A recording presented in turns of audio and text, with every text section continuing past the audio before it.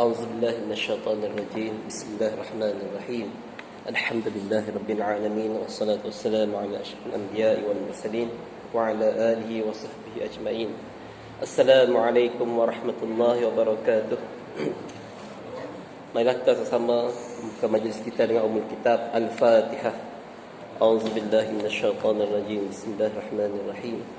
Alhamdulillahi rabbil alamin, arrahmanir rahim, maliki yaumiddin, iyyaka na'budu wa iyyaka nasta'in, ihdinas siratal mustaqim, siratal ladzina an'amta 'alaihim ghairil maghdubi 'alaihim waladdallin. Amin. Alhamdulillah, segala puja dan puji kita kepada Allah Subhanahu wa taala. Malam ni kita dapat meneruskan lagi pengajian kitab kita. Kita menggunakan kitab Munyatul Musallin ataupun Minyatul Musallin, dan tak boleh baca Manyah. Walaupun pada cetakan kitab ni barisnya fathah, Manyatul Musallin. Salah cetakan dia. Dari segi tata bahasa Arab, nahunya salah. Munyatul Musallin yang kita bincang pada minggu lepas, maksud dia keperluan ataupun kehendak bagi orang yang solat. Kalau kita baca Manyatul Musallin, kematian ataupun tercabut roh bagi orang yang sembahyang. Sebab satu baris sahaja, jadi tersalah maksud ataupun makna. Begitu juga dengan makhraj-makhraj lain yang kita telah bincang pada minggu lepas. InsyaAllah kita akan sambung lagi pembahasannya, dan saya tidak akan menggunakan bacaan ini secara detail. Kita ambil yang asas-asas saja, sebab banyak lagi kitab-kitab yang kita akan gunakan untuk kita pelajari. Dan kitab ini di antara kitab asas bagi orang yang solat. Semua terkandung, bab solat terkandung dalam kitab Munyatul Musallin, dikarang oleh Syekh Daud Al-Fatani. Itu gelaran yang famous lah, panjang nama dia, yang berasal daripada Fatani, yang mana menjadi seorang yang syekh besar di Saudi dahulu kala, di negeri Arab dulu. Dia telah terkenal seorang syekh yang mengajar di Masjidil Haram. Orang Arab pun belajar dengan dia dulu. Hebat tak hebat orang Melayu Jawi kita. Tetapi hari ini kurang dah orang seperti itu. Orang Melayu kita tak ramai hebat macam terdahulu. Sebab apa? Sebab ilmu mereka ditarik dengan kematian mereka.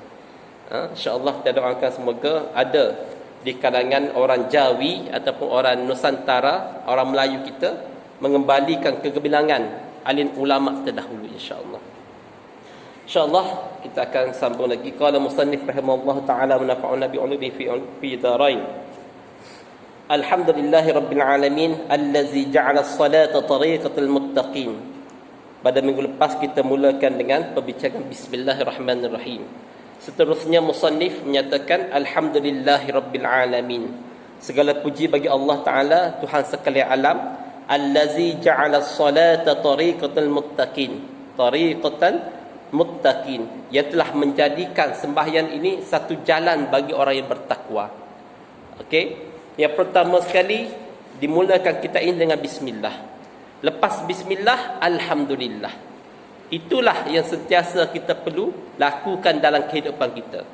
Nak berdoa, pastikan mulakan dengan bismillahirrahmanirrahim. Lepas bismillah, alhamdulillah. Itu adalah benda yang menyebabkan timbulnya, wujudnya kebarakatan dalam kehidupan kita. Berkat. Berkat tu apa maksud dia? Kita telah bincang pada minggu lepas. Berkat itu adalah az-ziyadah, ziyadatul khair, iaitu bertambah-tambah kebaikan. Sepatutnya kita minum air, hanya dapat kebaikan apa? Hanya kebaikan hilangkan dahaga sahaja. Tetapi kalau kita baca bismillahirrahmanirrahim, ada keberkatan lain yang Tuhan nak bagi. Mungkin untuk menyembuh penyakit. Mungkin air itu bukan selain daripada menghilangkan dahaga, selain daripada menyembuhkan penyakit, dapat pahala lagi. Sebab apa? Sebab berkat. Semua orang nak berkat. Tidak ada orang tak nak berkat. Dan berkat ini bukan hanya kepada harta sahaja.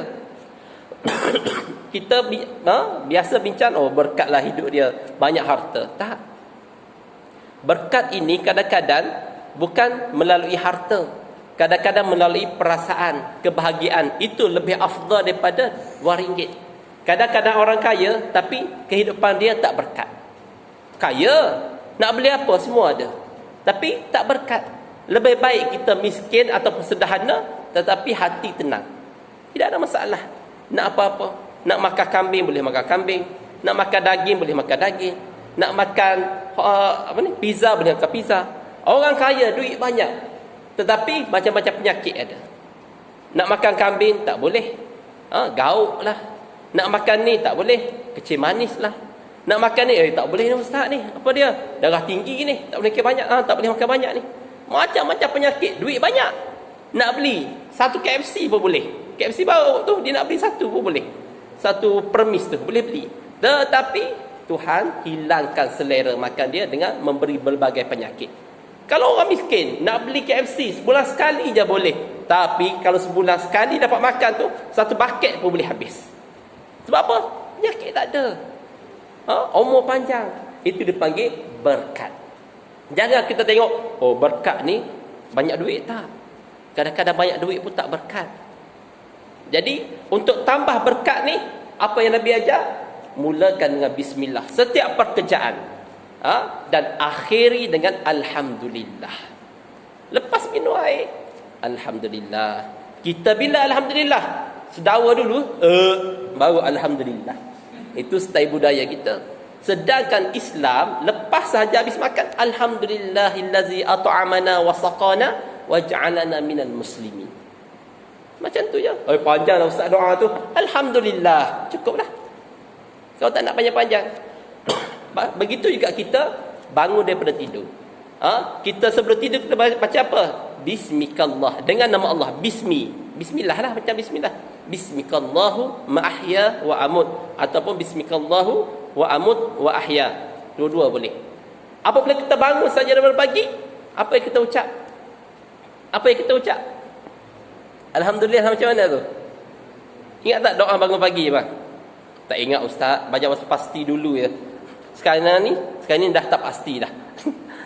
Waktu pasti dulu lah belajar. Sekarang ni dah tak pasti dah macam mana doa dia. Alhamdulillahillazi ahyana ba'dama amatana wa ilaihin nusyur. Nampak remeh-temeh tapi besar pahala dia.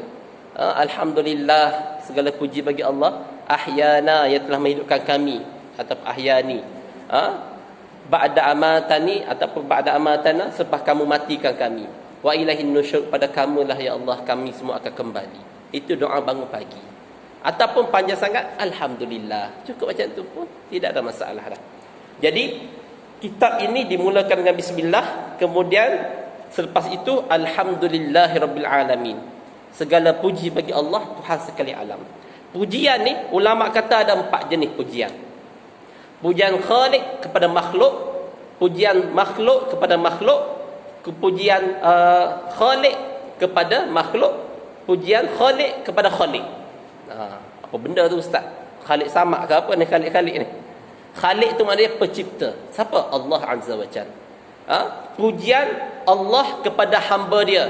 Siapa? Allah puji Nabi Muhammad sallallahu alaihi wasallam. Banyak dalam Al-Quran.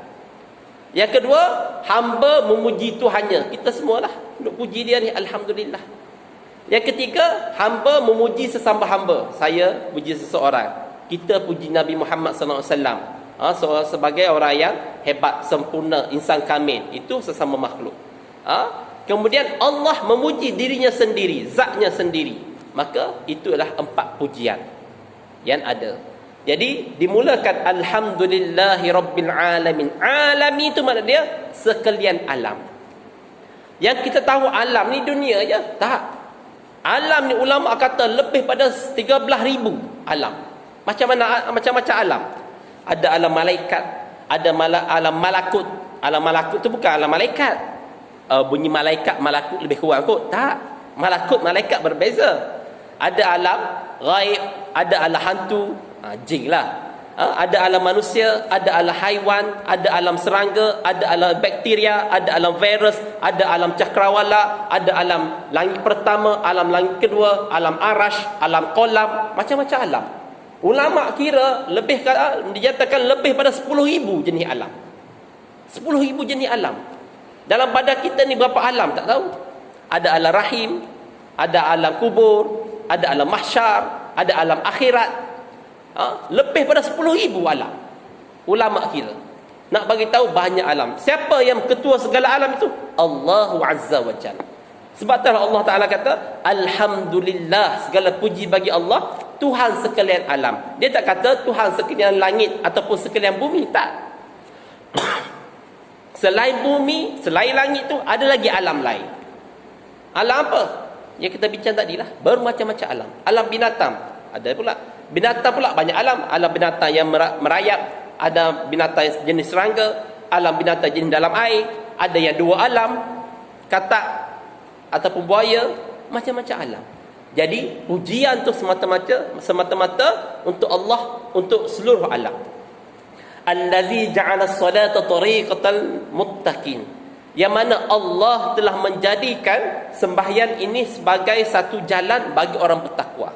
Mana-mana orang mendakwa dia sebagai orang yang muttaqin, takwa, pasti dan mesti sewajibnya akan menjalani satu jalan ini yang dinamakan as-solat. Kalau dia kata, Ustaz, saya bertakwa Ustaz, saya tak pernah mengumpat ke orang, saya tak pernah mengata ke orang, saya selalu pergi haji, saya selalu pergi umrah, saya puasa tak pernah tinggal, tapi satu je Ustaz, saya malas nak sembahyang. Apabila ada saja malas nak sembahyang, maka dia tidak menjalani jalan solat, maka tak capailah dia sebagai seorang muttaqi. Sebab apa? Sebab allazi ja'ala as-salatul muttaqin. Kerana sembahyang ini adalah highway yang paling besar untuk mencapai ketakwaan. Yang lain tu jalan-jalan kecil sahaja. Jalan-jalan kecil, lorong-lorong sahaja. Lok-lok sahaja. Ada lorong 12, ada lorong 4C, 4D. Yang besarnya, highway-nya adalah as-solah, sembahyang. Maka barang siapa yang tak menjalani solat, maka jangan mimpilah untuk tergolong di kalangan golongan orang yang muttaqin, yakni orang yang bertakwa. Itu yang dimaksudkan oleh musannif ataupun pengarang kitab ni. Wa ja'ala fiha qurratu 'aini sayyidil mursalin wa ruknan min arkan din. Dan menjadikan fiha, ha tu kembali pada solat.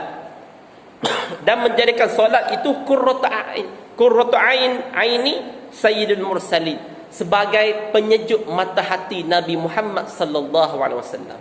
Sejuk mata hati Nabi dengan sembahyang ini. Sejuk mata hati Nabi dengan melihat umatnya solat. Kalau kita sayang pada Nabi, maka ikutlah jalan ini. Jalan apa Ustaz? Jalan solat. Kalau kita tak menjalani solat ini, maka kita menyebabkan kesedihan pada Nabi kita sallallahu alaihi wasallam, dan Nabi dan Allah Taala jadikan sembahyang ini satu penyejuk ataupun penenang jiwa Nabi sallallahu alaihi wasallam. Siapa yang ada masalah apa-apa yang berat-berat, maka Nabi kata berwuduk dan solatlah 2 rakaat, minta doa pada Allah Taala. Kemudian kita jadikan dia sebagai solat hajat. Dalam kita iqna, dalam kitab-kitab tak pernah bagi tahu tentang solat hajat. Orang Melayu beli kereta baru solat hajat, naik rumah baru solat hajat. Kalau di Semenanjung lah, sini jangan sikit buat solat hajat. Solat hajat ni dari segi hadisnya tidak ada yang menspesifikkan solat hajat. Tetapi ada dalil daripada Nabi SAW kata, apabila kamu ada masalah, ada apa-apa hajat nak minta dengan Allah, maka berwuduk dan tunaikan 2 rakaat solat, lepas tu berdoa. Jadi ulama pun buat kesimpulan solat hajat. Dalam kitab Iqna' Syekh Syarbini, Khatib Syarbini, yang nyatakan solat hajat berdasarkan dalil tadi. Kita boleh buat solat hajat. Ada doa lagi solat hajat.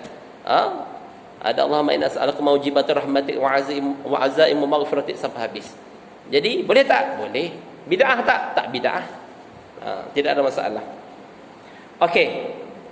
Seterusnya warukna min arkan din, dan sembahyang ni salah satu daripada rukun Islam, rukun agama. Rukun Islam ada berapa, Wan?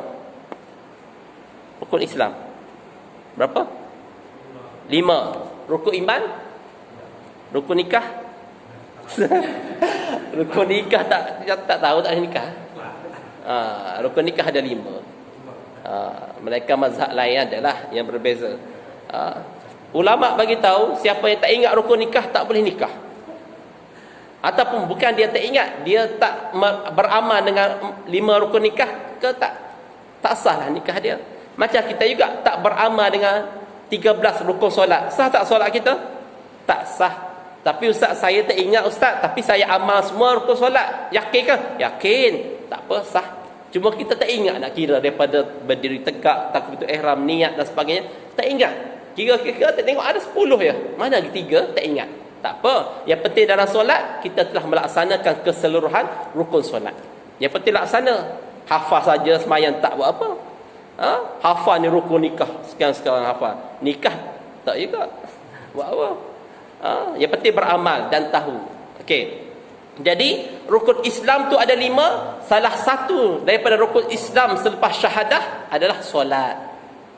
Jadi apabila solat ini adalah salah satu daripada rukun Islam, barang siapa yang meninggalkannya ataupun menabaikannya ataupun tidak mempercayainya, maka belum sempurnalah agama dia. Yakni agama Islam. Tak sempurnalah. Tak percaya rukun iman, tak percaya rukun Islam. Tak sempurna iman dia. Seterusnya, wa ja'ala fiha jannatul majilah lil muhibbin wa ma'dinal asraril 'ashiqin, dan menjadikan padanya dapat lazat manis khidmat sembahyang yang menepati syurga yang disegerakan di dalam dunia bagi segala hambanya yang muhibbin, dan tempat kalian segala rahsia daripada bagi tajalli Allah bagi orang yang asyikin, yakni rindu mereka itu akan mahbubnya, yakni kekasihnya. Okey, pengarang kitab menyatakan sesungguhnya Allah Ta'ala menjadikan sembahyang ni sebagai satu syurga. Syurga maksud di sini, syurga di dunia. Apa dia maksud dia? Maksud dia satu halawatun iman. Rasa manis sangat-sangat. Manis sangat-sangat. Apabila kita dah sentiasa sembahyang, iman bertuhan dah masukkan iman dalam hati kita, jiwa kita, kita rasa sangat manis untuk melakukan solat. Kalau sekarang ni kita rasa terpaksa. Rasa terpaksa, tak boleh ni, kalau tak sembahyang ni masuk neraka ni. Masih lagi terpaksa, maka kita solat lagi sehingga kan suatu hari nanti insya-Allah Allah Ta'ala akan campakkan sembahyang ini satu halawah, satu kemanisan. Tak ada dah kita rasa tak apa, tak sembahyang bukan sebab masalah neraka, masalah syurga. Masalahnya aku cinta pada sembahyang. Sebab itulah salah satu di antara 7 golongan yang mana Allah Ta'ala telah menjanjikan naungan arash di atas kepala dia akhirat kelak. Di antaranya imamun adil. Di antaranya salah satunya orang yang sentiasa melazimi solat di masjid. Sebab apa? Sebab hidup dia sentiasa merindui semayang. Lepas saja semayang maghrib, bila nak masuk isyak ni? Tak sabar nak semayang isyak, nak datang ke surau atau masjid. Lepas saja semayang isyak, balik rumah, malam tu niat, aku mesti kena bangun awal esok ni, nak pergi semayang subuh berjamaah. Maka orang macam ni, Nabi SAW kata akan mendapat naungan Allah di akhirat kelak. Di antara sab'atun yazillu la yazillu illa zillu. Tidak ada naungan pada hari mahsyar kelak melainkan naungan Allah Ta'ala sahaja. Di antaranya imamun adil. Yang seterusnya, rajulun qalbuhu mu'allaq bil masajid, yang mana seorang lelaki hatinya terlekat-lekat, tergantung-gantung dengan masjid ataupun surau. Tak sabar, dengar azan je terus bergegas datang ke surau masjid, nak solat berjemaah. Orang ni Nabi jamin akan dapat naungan arash. Ketika itu orang bergeluman dengan kepanasan, macam lebih pada cacing kepanasan. Bayangkan ulama kata satu tapak kaki, hadis bukan ulama, hadis kata satu tapak kaki manusia di padang mahsyar, di atas tapak kakinya bertimbun 70 tapak kaki lagi. Kenapa? Sebab daripada Nabi Adam sampai kepada hari kiamat dikumpul satu tempat, padang yang luas, tanpa ada sebaran tumbuhan, tanpa ada sebaran naungan, tanpa ada apa-apa. Padang pula tu, pada mahsyar ni bukan dibuat daripada tanah gambut, bukan daripada padang pasir. Daripada apa? Daripada tembaga. Tahu tembaga? Lepas tu apabila daripada tembaga, Tuhan buat pula matahari ni sejengkal, 1 mil sahaja, 1 zirak sahaja dengan kepala. Begitu azabnya kita di yaumul mahsyar kelak.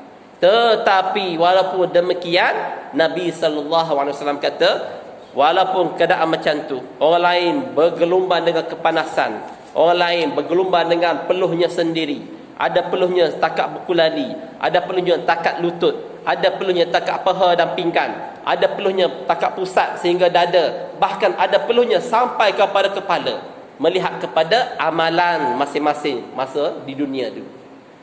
Ketika ini semua orang sibuk. Semua orang sibuk. Keluar daripada kubur selepas ditiup sangkakala yang kedua oleh Israfil. Waktu tu manusia bertebaran pergi menuju pada mahsyar. Ada yang berlari sepantas kilat seperti burak. Ada yang berlari seperti Ferrari. Ada yang berjalan kaki, ada yang berlari. Ada yang berjalan dengan tangan. Ada yang berjalan secara merangkak. Ada yang berjalan dengan perut. Dan bahkan kata Nabi SAW, ada ketika itu orang yang berjalan dengan wajahnya, biwajhi, dengan wajahnya. Tak boleh nak dibayangkan. Kalau dengan perut kita boleh bayangkan macam ular. Tapi dengan muka ni macam mana? Jaraknya begitu jauh nak pergi kepada mahsyar. Begitu jauh. Tetapi ada orang yang berjalan dengan mukanya untuk sampai kepada mahsyar. Yang mana mahsyar tu lebih dahsyat lagi, dia akan temui azab. Melihat kepada amalan kita. Amalan kita. Kita duduk bahagian mana? Wallahu a'lam. Tak tahu kita berlari ke, ataupun seperti merangkak ke, ataupun jalan dengan perut ke, ataupun jalan dengan muka. Tak tahu. Kalau orang tahu, baguslah. Tapi kita tak tahu kita dalam posisi mana, dalam grup mana, dalam tim mana. Wallahu a'lam. Nanti kita akan jumpa. Bahkan Nabi SAW kata, ketika kita keluar daripada kubur, semua keadaan bertelanjang. Sehingga kan Aisyah tanya, ya Rasulullah, tak rasa malu ke? Sehingga kan semua orang telanjang. Maka Nabi kata, waktu tu adalah yaumun, hari yang paling sibuk. Paling sibuk. Kita tak sempat nak toleh ke kanan dan ke kiri. Kita fikir macam mana nasib aku di akhirat kelak. Syurga ke neraka. Tak sempat nak tengok orang tu telanjang ke, orang tu tak pakai baju ke, tak sempat. Hatta diri kita sendiri pun kita tak sedar kita dah kena bertelanjang. Sebab apa? Duk fikir aku ni syurga ke neraka, syurga ke neraka, syurga ke neraka. Tak sempat nak fikir. Ini hadis yang sahih tentang hari akhirat. Jadi hati-hatilah kita. Semoga sedikit peringatan ni menyebabkan kita rasa satu ancaman, basyiran wa nazira. Kadang-kadang Tuhan bagi berita gembira syurga, nikmat syurga bagi orang yang baik. Kadang-kadang Tuhan bagi ancaman, nazira, sebagai peringatan kita supaya tidak melakukan perkara-perkara maksiat dan dosa. Okey, seterusnya, wa ja'ala fiha jannatul majirah lil muhibbin. Allah telah menjadikan sembahyang ini satu